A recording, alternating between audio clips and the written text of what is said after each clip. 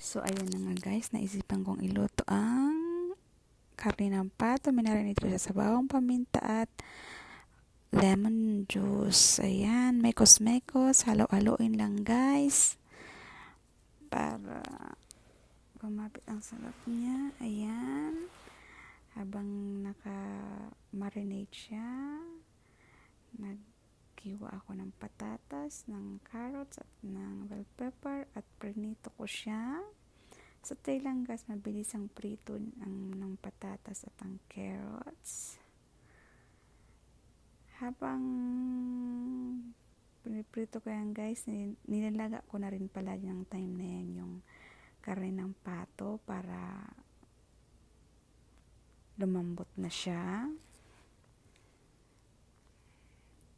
Ayan, mabilisan din pagprito ng bell pepper. 1 minutes lang guys at hanguin. Ayan. Tapos ko na siyang ginisa ko ang bawang at sibuyas.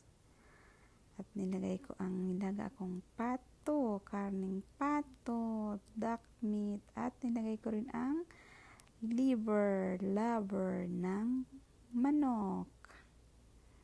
Ayan.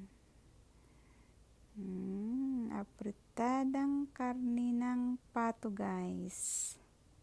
Nilagay ko na yung ketchup at ang tomato paste. Ayan, nilagay ko na rin yung prinito kong carrots at patatas. Kulo-kulo na siya niyan guys. At ang bango na. Ready to serve. Kainan na.